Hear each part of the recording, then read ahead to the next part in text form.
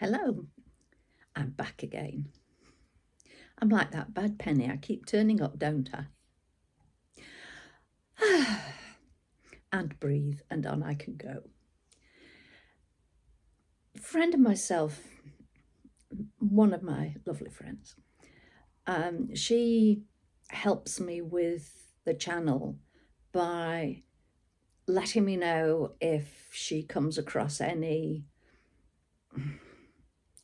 ones that need reporting for copyright and deletes any ones that are the ones that we don't want around. So she is a really great help to me.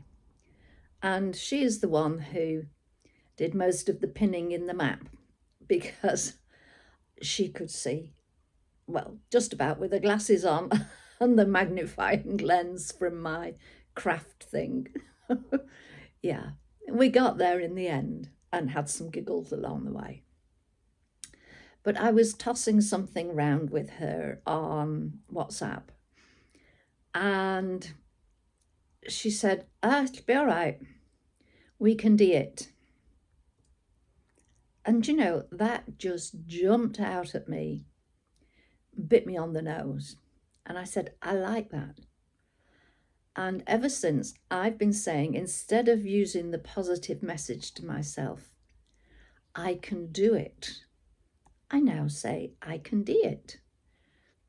And apart from me sounding as if I'm doing a very, very poor impression of a Scottish person, and sorry to you lovely folk up in the north, it's not intended as that, honestly.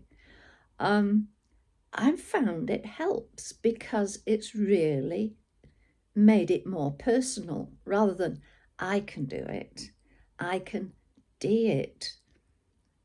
So it's like somebody's sitting on my shoulder saying, yeah, come on, I'm with you. You can do this, Dee. You've got it. Take your time. There's no need to rush. Don't forget to give yourself a break. Don't forget to give yourself a treat.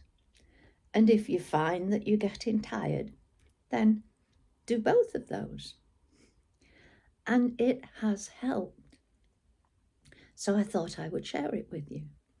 So rather than saying I can do it to yourself, say I can and then insert your name. See if that helps.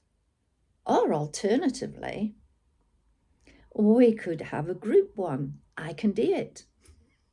And instead of having just one little voice on your shoulder, you can have the whole host of us from the channel, and me included, sitting there giving you a prod in the ribs, saying, come on, you can do it, you can. I'm sorry, it's balmy, it's daft, but it worked for me. Have a go with either of those. And sometimes things that give us a chuckle, it lightens things, it lightens concerns, and it helps.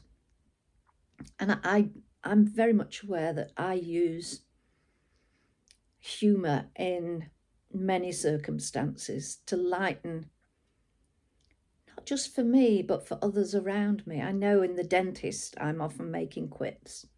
It's difficult, I got your mouth like this. But when I was having my eye lasered, the guy who was doing it, I said, look, would you mind, while you're sorting my eye, could you go a bit further down and sort my heart as well? At which he chuckled and he said, I really don't think you would want me doing that. And that lightened the moment for me. And at times like that, we need that little bit of help, that little bit of support. And when I was doing the hypnobirthing classes, I told dads to be ready with funny quips. I said, don't, for goodness sake, take a joke book in with you.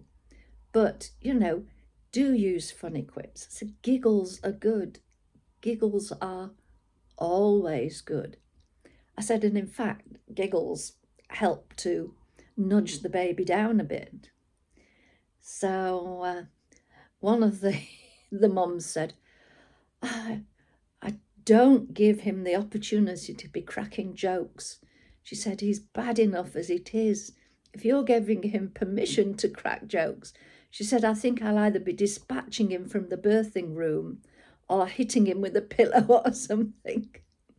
He did behave, apparently, so that was good. But adding a bit of laughter, we need it these days, don't we? I have to say, I don't find many of today's stand-up comedians very funny, unless they're the ones that, rather than just telling jokes and effing and jeffing all the time, they tell stories, and I can find those amusing.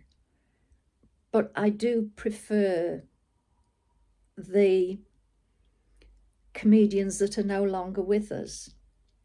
And I go through some of those on YouTube and I'll sit there chuckling away. I don't like comedy programs, supposedly comedy programs on the television.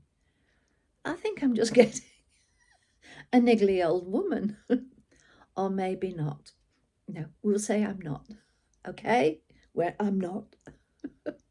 But do introduce chuckles and giggles. And don't make them forced. Don't go with that joke book. But there's always a bit of funniness in a situation. And for some of us, it can go to extremes. I had a friend who had, well, it was a friend of my parents, who had a shop down in Cornwall. A lovely, lovely man. I loved him to bits. He was one of these people who was always the same. No matter the day, the time of day, the weather, he was always, always lovely. Oh, and I do like people like that. Ready smile, ready arm round the shoulders. Yeah. But he had a shop and he said, he liked communing with the customers unless somebody came in and started telling him a sad story. Oh, poor old Mr. So-and-so. Oh, he's got this big problem. And he said, it's the tone of voice and the way that they look. He said, I just want to laugh. So he said, I usually go and hide behind the pile of cornflakes and have a little chuckle with my hands over my mouth. Or he said, if it's a big attack, I'll just say, excuse me, I'll go into the back room, have a chortle, and then come back out again.